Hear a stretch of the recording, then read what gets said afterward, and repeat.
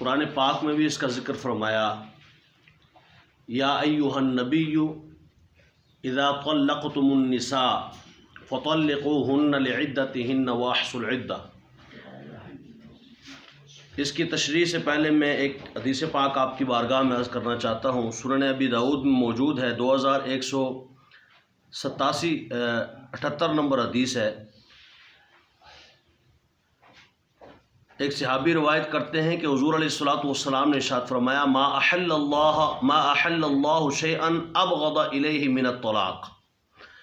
اور اسی سے آگے متصل حدیث پاک ہے کہ عن ابن عمر، حضرت ابن عمر رضی اللہ تعالیٰ روایت کرتے ہیں عن النبی صلی اللہ علیہ وسلم قال ابغض الحلال الی اللہ عز وجل الطلاق، کہ اللہ تبارک و تعالیٰ کو جائز کاموں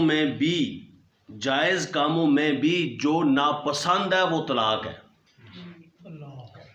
حالانکہ اللہ تبارک و تعالیٰ نے طلاق کو جائز رکھا کہ طلاق آپ بامر مجبوری بہت زیادہ ضرورت پڑ جائے تو اپنی وائف کو، اپنی بیوی کو طلاق دے سکتے ہیں، لیکن پھر بھی اللہ تبارک و تعالیٰ نے اسے پسند نہ فرمایا۔ تو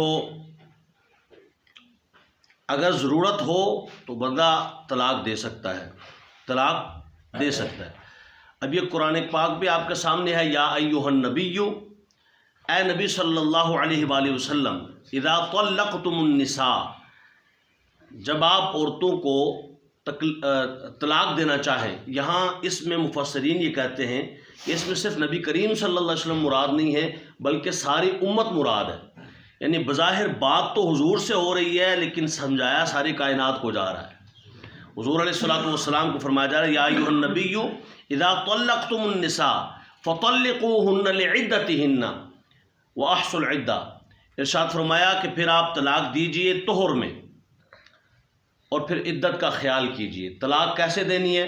طہر میں، یہ قرآن کا اعلان ہے۔ اب ہمارے ہاں طلاق کیسے دی جاتی ہے وہ بھی ایک حدیث پاک پڑھ لیتے ہیں، پھر اس پر گفتگو کر لیتے ہیں۔ ایک اور حدیث ہے، وہ بھی سیاستہ کی ہے، سنن نسائی کی۔ حضور علیہ الصلوۃ والسلام کے پاس ایک صحابی ایک شخص موجود تھا، عن رجل طلق امرأة 3 تطلیقات جمیعا فقام غضبانا۔ اس نے حضور علیہ الصلوۃ والسلام کے سامنے اپنی بیوی کو طلاقیں دی، بہت ساری طلاقیں اس نے دے دی، اور اس نے طلاقیں دیں تو حضور نبی دو عالم صلی اللہ علیہ وآلہ وسلم غصے سے کھڑے ہو گئے۔ ثم قال ایلعب بکتاب اللہ وانا بین اظہرکم، فرمایا تم اللہ کی کتاب سے مذاق کرتے ہو؟ اللہ کی کتاب میں جو طریقہ کار موجود ہے اس سے تم مذاق کرتے ہو اور میں تمہارے درمیان ہوں، اور پھر تم اس طرح کی بات کر رہے ہو؟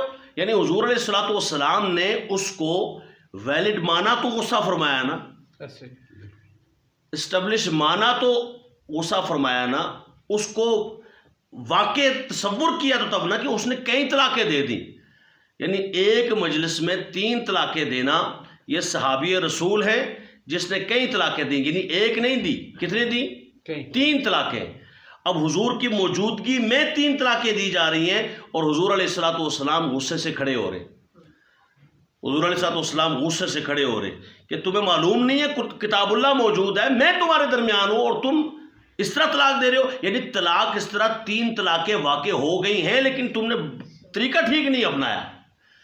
طریقہ یہ بتایا گیا تھا اور آج بھی طریقہ یہی ہے، یہ بات یاد رکھیے، طریقہ آج بھی یہی ہے کہ جو بندہ طلاق دینا چاہے وہ بامر مجبوری، یعنی یہ نہیں کہ خوشی سے ہی طلاق دے دے۔ کئی مرتبہ لوگ آتے ہیں اور کہتے ہیں جی میں نے تو غصے میں طلاق دی، تو ہمیشہ غصے ہی میں طلاق دی جاتی ہے، کبھی ٹھنڈے دماغ سے اور خوش ہو کے اور بڑا کوئی سیلیبریٹ کر کے طلاق نہیں دی جاتی کہ جناب آج کھانا کھانے کے لیے جا رہے ہیں، وہاں بڑے سونے اور پیارے سے انداز میں آپ کو طلاق دینی ہے، آج ہم جو ہے وہ فلانے ہوٹل میں چلتے ہیں۔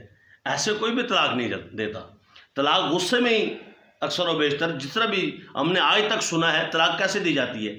غصے میں۔ ہاں ایسا غصہ کہ جس میں سمجھ ہی کوئی نہ آئے بندے کو، تو ایسا غصہ جو ہے وہ دیکھا جائے گا، لیکن ایسا غصہ ہوتا نہیں ہے۔ ایسا غصہ ہوتا ہے بندہ، غصہ ایسا ہونا کہ بندہ خود کا کوئی نقصان کر لے، تو خود کا تو کوئی نقصان نہیں کر رہا، تو وہ سارے ہوش حواس میں ہے۔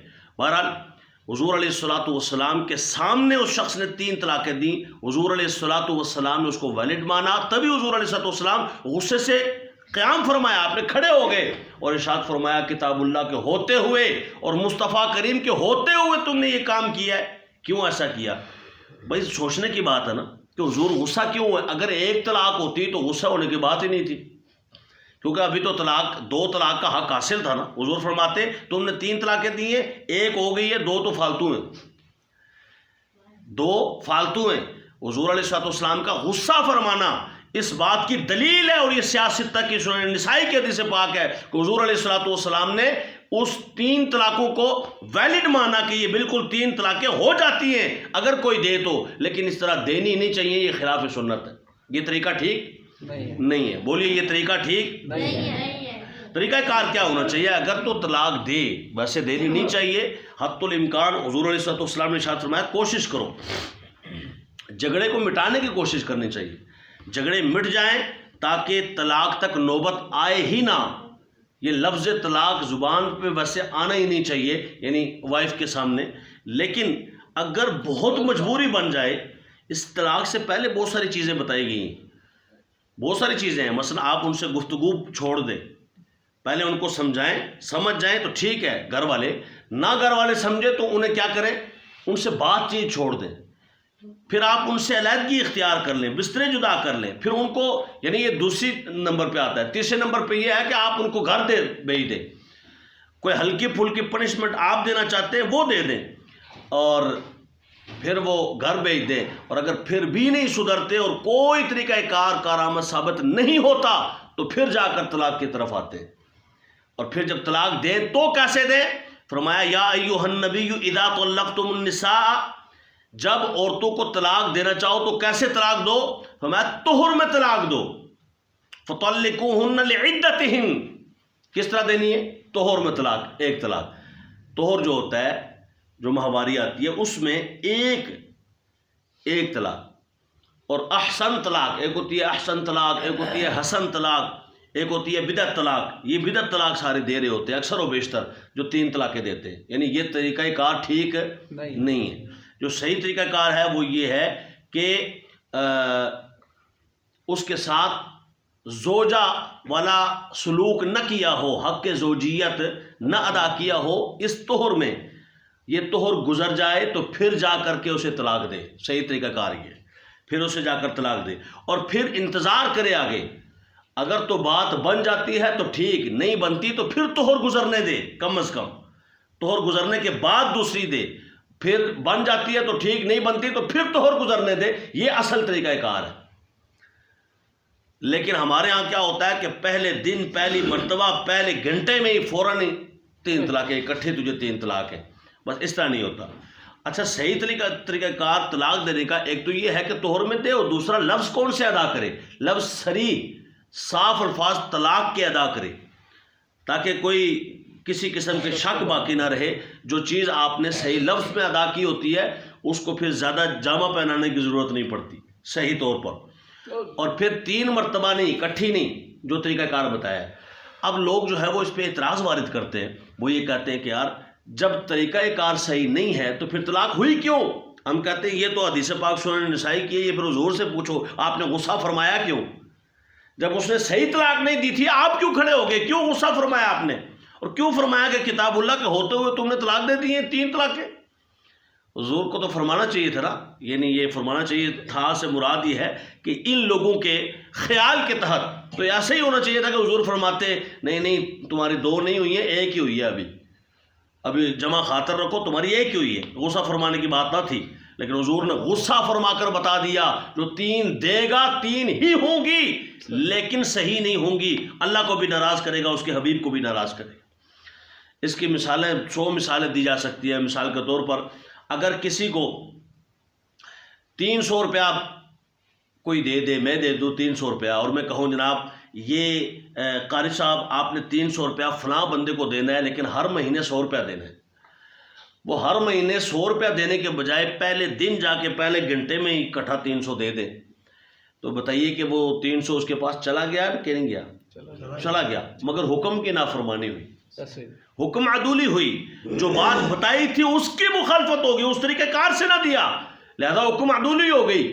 تو فرمایا یہ 3 طلاقیں حضور نے فرمایا غصہ میں اس لیے کر رہا ہوں، یعنی اس کا مفہوماً میں آپ کو ترجمہ عرض کر رہا ہوں، غصہ میں اس لیے کر رہا ہوں کہ حکم کوئی اور تھا، تم نے کسی اور طریقے سے طلاق دی ہے۔ حکم یہ تھا کہ 3 طہر میں طلاق دو، اور تم نے پہلے ہی ٹائم، اور میں سامنے بیٹھا ہوا ہوں، کتاب اللہ موجود ہے، مسئلہ پوچھ لو اگر تم نے مسئلہ سمجھنا نہیں ہے تو تم نے 3 طلاق دے دی۔ مطلب یہ کہ آج بھی وہی طریقہ کار ہے کہ 3 طلاقیں اکٹھی نہیں دینی، لیکن اگر کوئی دے دے گا تو ہو جائیں گی، 3 طلاقیں دے دے گا تو ہو جائیں گی۔ ایک بندہ ہے، مثال کے طور پہ ایک خاوند ہے، ہمارے پاس یہ مسئلے آتے رہتے ہیں۔ ایک مرتبہ میرے پاس مسئلہ آیا، خاوند اور بیوی دونوں تھے، تو یہی طلاق کا مسئلہ، تو میں نے کہا جی طلاق ہو گئی ہے، تو وہ کہتے ہیں جی فلانے مولوی صاحب تو کہتے ہیں نہیں ہوئی ہے۔ میں نے کہا ان کے پاس پہلی بات تو یہ ہے کہ گئے کیوں، اور اگر ادھر گئے تو پھر ادھر کیوں آئے؟ کہا جی یہ کہتا ہے ادھر جاؤ، میں کہتی ہوں ادھر آؤ۔ میں نے کہا اس طرح نہ کریں، جو آپ نے جس کو مانا ہوا ہے، آپ ہمارے مسلک کے ہیں تو آپ دوسروں سے کیوں مسلک پوچھتے ہیں؟ اس کا مطلب ہے آپ کو سمجھ نہیں آتی ہے۔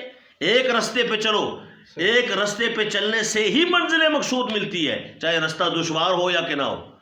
کہیں کھڈا آ جائے، جمپ آ جائے تو آپ گاڑی واپس کر لیں گے، ریورس کر لیں گے، پر ٹھیک ہے آگے جانا ہی نہیں، چلو دوسرے راستے تو جانے ہیں۔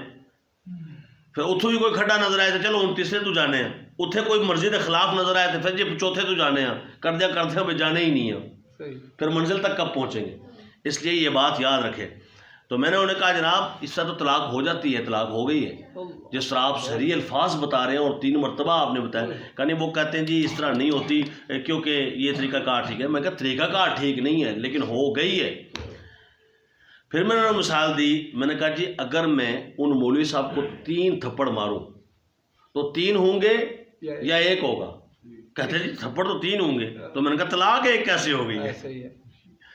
دیکھو نا، ایک بندہ مجھے کہے جناب آپ نے فلانے کو 3 تھپڑ مارنے پر 3 مہینے میں، اور میں پہلے دن پہلے منٹ میں ہی ادھر 3 جڑ دوں، اس کا معنی یہ ہوگا کہ 3 ہو گئے مگر حکم عدولی ہوئی۔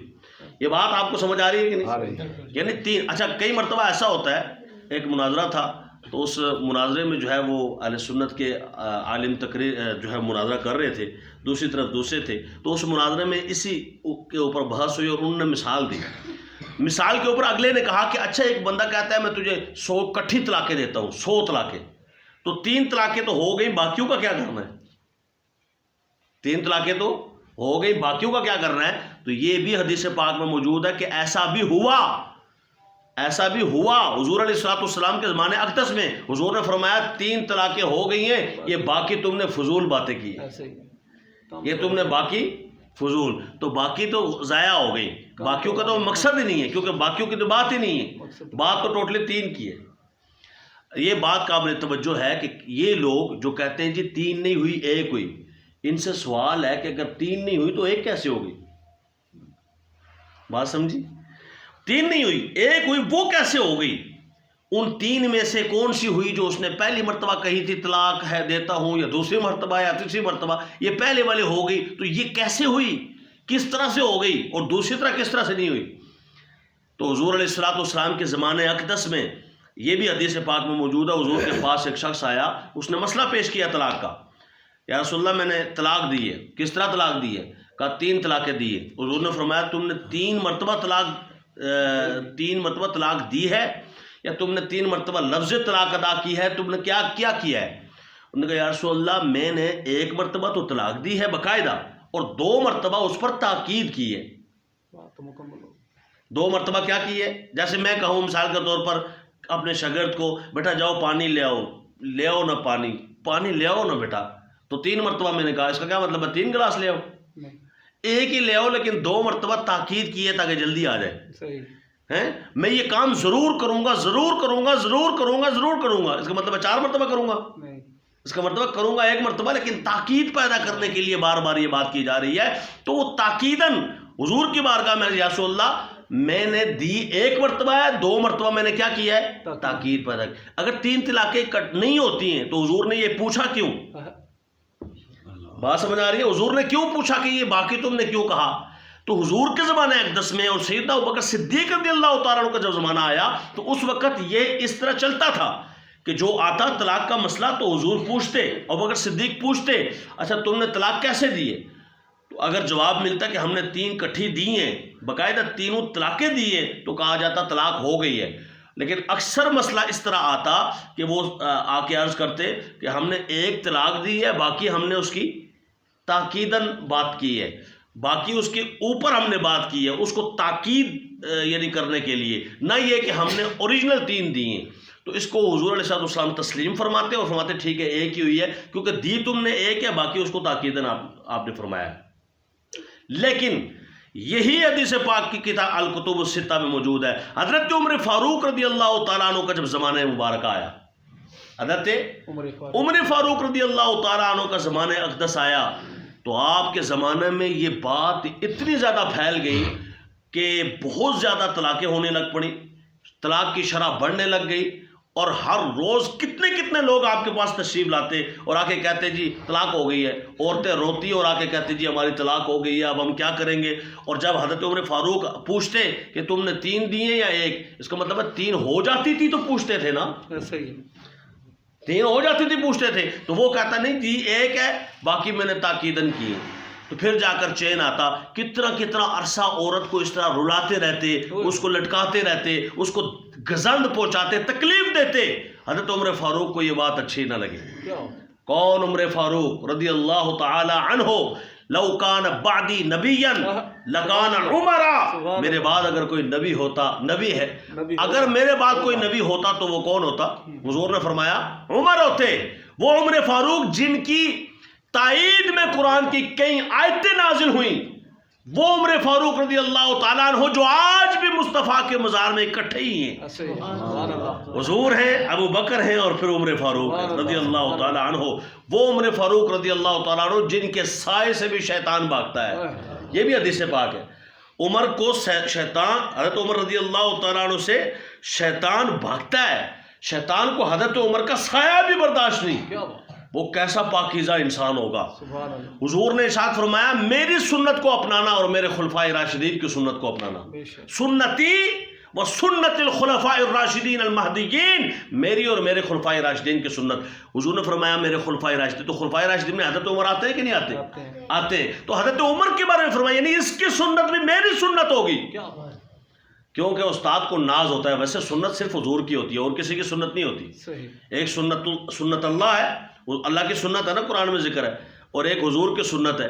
تو سنت حضور کی ہوتی ہے، لیکن حضور نے کیوں فرمایا کہ ابو بکر کی سنت، خلفائے راشدین کی سنت، عمر فاروق کی سنت؟ اس لیے کہ جیسے استاد شاگرد کو پڑھائے تو سارے شاگردوں میں سے کچھ ایسے چنیدہ ہوتے ہیں جن پر بڑا ناز ہوتا ہے، بڑا فخر ہوتا ہے، یہ میرے خلاف نہیں کریں گے، یہ جو کریں گے میرے مطابق کریں گے، یہ جو کریں گے میرے مطابق۔ تو عمر فاروق وہی تھے، تبھی فرمایا یہ جو کرے گا میرے مطابق کرے گا۔ لو سنیے، حضرت عمر فاروق کا زمانہ آیا جب طلاقوں کی شرح بڑھنے لگ گئی، اور حضور حضرت عمر فاروق کے پاس مسئلے آنا شروع ہو گئے روزانہ کی بنیاد پر، اور پھر پوچھا جاتا تو وہ کہتے میں نے 1 دی ہے، باقی تاکیداً مراد لیے ہیں۔ تو اس وقت پھر مسئلہ ہوتا، اور عورتیں جو روتی آتی وہ ٹھنڈی ہوتی، ورنہ وہ تکلیف میں مبتلا ہوتی۔ حضرت عمر فاروق نے ان کی تکلیف کو بھانپا اور اس مسئلے کو دیکھا، تو آپ نے فرمایا خبردار، آئندہ یہ معاملات ایسے نہیں چلیں گے، آئندہ اس طرح کے معاملات نہیں چلیں گے، بالکل آئندہ معاملہ یہ ہے جو 3 طلاقیں دے گا اس کی 3 ہی مانی جائے گی۔ یہ تاکید والا مسئلہ ختم کہ ہم نے 1 دی ہے باقی تاکید کی ہے، اور پھر جو ہے ہم نے اس کو مضبوط کرنے کے لیے بات کی ہے۔ اب یہ مضبوط کرنے والی بات نہ کرنا، جو 3 طلاقیں دے گا اس کی 3 ہی طلاقیں ہوں گی۔ لو جی، اس وقت جب حضرت عمر فاروق نے یہ بات کی تو اس وقت کتنے صحابہ موجود تھے؟ رب کعبہ کی قسم ایک نے بھی مخالفت نہیں کی۔ عمر جو تو کہتا ہے وہ حق کہتا ہے، تو سچ کہتا ہے۔ اس کے بعد عمر فاروق رضی اللہ عنہ کے بعد حضرت عثمان کا زمانہ آیا، آپ نے فرمایا بالکل وہی مسئلہ چلے گا جو عمر فاروق نے بتایا ہے۔ مولا علی کا زمانہ آیا، فرمایا وہی مسئلہ چلے گا جو جناب سیدنا فاروق اعظم نے چلایا ہے۔ بعد میں چلتے چلتے چلتے تابعین کا زمانہ آیا، حضرت امام اعظم نے فرمایا وہی چلے گا جو عمر فاروق نے مسئلہ چلایا۔ تو آج تک وہی چل رہا ہے کہ نہیں چل رہا؟ حضرت امام اعظم ابو حنیفہ کی ہم تقلید کرنے والے، اور وہ کون ہے؟ تابعی. کتنے ہیں؟ کیا ہے؟ تابعی. ایک روایت کے مطابق 22 صحابہ کی زیارت کرنے والے، صحابہ سے سیکھنے اور پڑھنے والے امام جعفر صادق رضی اللہ تعالی عنہ کے شاگرد ہیں، وہ ہیں امام اعظم ابو حنیفہ. آپ نے فرمایا یہ مسئلہ چلے گا اور چل رہا ہے، اور صبح قیامت تک یہی مسئلہ چلتا رہے گا. آج جتنے لوگ اس کو منع کرتے ہیں نا، جب یہ مسئلہ بیان کیا جائے نا حضرت عمر کا، اہل تشیع بھی اور دوسرے بھی، اہل حدیث بھی، یہ پتہ کیا کہتے ہیں؟ نہیں یہ جو عمر فاروق نے بدعت کی تھی نا، یہ ٹھیک نہیں ہے. آپ آج بھی دیکھیں، ویڈیو موجود ہے، وہ کئی ڈاکٹر ہیں نالائق قسم کے، ان کی موجود ہے، وہ کہتے ہیں نہیں یہ حضرت عمر فاروق نے یہ غلط کیا تھا، یہ ٹھیک نہیں کیا. واہ، حضرت عمر نے غلط کیا تھا، تم یہ منہ تے ناسا میں بھی جیل ہم جاسا. یعنی آپ اندازہ تو لگائیں کہ کس جگہ پہ ہاتھ ڈالا جا رہا ہے، کس بارگاہ تک پہنچنے کی کوشش کی جا رہی ہے. وہ بارگاہ جہاں شیطان نہیں آتا یہ چلے جاتے ہیں، ایسے شیطان ہیں. یعنی شیطانوں نے بھی کوئی پیو لگ دے خدا دی قسم، شیطان کے بھی باپ لگتے ہیں کہ حضرت عمر کو مسئلہ سے سمجھ نہیں آیا جی، انہوں نے جو 3 طلاق کا مسئلہ کیا تھا کہ 3 طلاقیں 3 ہی ہوتی ہیں، یہ انہوں نے غلط کیا تھا. میں کہتا ہوں تمہیں مسئلہ سمجھ آیا ہے اور انہیں نہیں سمجھ آیا، جنہیں سمجھایا ہی مصطفیٰ نے ہے. سبحان اللہ. تمہیں سمجھ آیا ہے کہ 3 طلاقیں 3 نہیں ہونی چاہیے جی، 1 کو نہیں چاہیے، کیونکہ حضور کے زمانے میں تھی، کیونکہ ابو بکر صدیق کے اور حضرت عمر کے زمانے، وہاں موت آ جاتی ہے، وفات پا جاتے ہیں. اللہ کے بندو سمجھو، اگر حضرت عمر کے زمانے یہ مسئلہ تھا تو آپ کے بعد مولا علی کے زمانے میں بھی تو یہی مسئلہ تھا نا. 3 طلاقیں 3 ہی ہوتی ہیں. حضرت عمر فاروق رضی اللہ تعالیٰ نے جب یہ مسئلہ بیان کیا، پھر حضرت عثمان نے بھی اسی پر رکھا، حضرت مولا علی نے بھی اسی پر رکھا، امام حسن نے بھی اسی پر رکھا، اور بعد میں بھی چلتے چلتے حضرت امام اعظم ابو حنیفہ رحمۃ اللہ تعالیٰ علیہ کا زمانہ مبارک آیا، آپ نے بھی اس مسئلے کو ایسا ہی رکھا جیسے عمر فاروق نے بیان فرمایا تھا. اور آج بھی الحمدللہ پوری دنیا میں یہ مسئلہ واضح ہے، لیکن اس کو سمجھنے کی ضرورت ہے. جیسے میں نے آپ کی بارگاہ میں عرض کی، یہ عام مسئلہ نہیں ہے. فَإِنْ آمَنُوا بِمِثْلِ مَا آمَنْتُمْ بِهِ فَقَدْ اهْتَدَوْا. فرمایا اللہ تبارک و تعالی نے قرآن پاک میں، تم ایمان لاؤ نا ویسے جیسے مصطفیٰ کے صحابہ ایمان لائے، تو پھر تم ہدایت پا جاؤ گے. حضور نے ارشاد فرمایا میرے سارے صحابہ ہدایت کے ستارے ہیں، تم جس کی پیروی کرو گے تم ہدایت پا جاؤ گے، پیروی کرو گے تو ہدایت پاؤ گے. اور یہاں کیا کہتے ہیں؟ نہیں جی ان سے غلطیاں، ان سے یہ غلط ہو گیا جی، یہ غلط ہو گیا. استغفر اللہ العظیم، ان سے یہ غلط. آپ سوچ سکتے ہیں کیا کوئی تصور بھی کر سکتا ہے کہ ان سے غلط ہوا کہ جو حضور کے شاگرد ہیں، ڈائریکٹ حضور سے پڑھتے رہے، ڈائریکٹ جو حضور سے کلام، اور جن کے سامنے رب کا قرآن نازل ہوتا رہا، وہ مسئلے طلاق کے نہیں جانتے. اور آج کا 14ویں صدی کا بندہ کہہ دے، مولوی صاحب اٹھ کے کہہ دے نہیں مجھے مسئلہ پتہ ہے، جو میں بیان کر رہا ہوں وہ تو صحیح ہے، جو عمر نے بیان کیا وہ ٹھیک نہیں ہے. سبحان اللہ. چے پدی کا شوربہ. اللہ تبارک و تعالیٰ ایسے لوگوں کو ہدایت نصیب فرمائے، اور آپ اور میں ہم اس مسئلے کو سمجھیں، اس کی حساسیت کو بھی سمجھیں. اور طلاق کا جب بھی یہ موضوع سامنے آئے گھر میں، تو ہم جب بھی طلاق کوئی مسئلہ، پہلی بات ہے طلاق دینی ہی نہیں. جیسے فرمایا نا کہ حضور علیہ اللہ تبارک و تعالیٰ کو پسند نہیں، اللہ تبارک و تعالیٰ کو پسند نہیں ہے حلال ہے، لیکن اللہ تعالیٰ کو بھی غصہ چڑھتا ہے. اللہ غضبناک ہوتا ہے، اللہ تعالیٰ کو یہ چیز اچھی نہیں لگتی. تو جب اللہ تبارک و تعالیٰ کو اچھی نہیں لگتی تو ہمیں بھی سوچنا ہوگا جس کے بندے ہیں انہیں اچھی کیسے لگے گی. اچھی نہیں لگنی چاہیے. بہت کوئی ضرورت پڑ جائے اور دینی پڑ جائے تو اس وقت 1 طلاق دینی. کتنی طلاق؟ 1 طہور میں 1 طلاق، 1 طہور میں 1 طلاق. یہ مسئلہ سمجھے جو سنت طریقہ کار ہے. پھر دوسرے طہور میں دوسری طلاق، پھر تیسرے میں تیسری طلاق. ٹھیک ہے، اس طرح کر کے. لیکن اگر نباہ ہو جائے پہلی مرتبہ طلاق دینے کے بعد یا دوسری مرتبہ دینے کے بعد، تو آپ دوبارہ 2 گواہوں کی موجودگی میں ان کو کہہ کے بات کر کے کہ میں دوبارہ رجوع کرنا چاہتا ہوں تو رکھ سکتے ہیں. یہ ہے وہ طلاق جسے عام طور پر آپ سمجھنے کے لیے، یہ وہ ہے جو طلاق رجعی کہلاتی ہے. کیا کہلاتی ہے؟ طلاق رجعی. ایک وہ ہے جو طلاق بائن ہے. طلاق بائن میں دوبارہ سے نکاح بھی کرنا ہوتا ہے.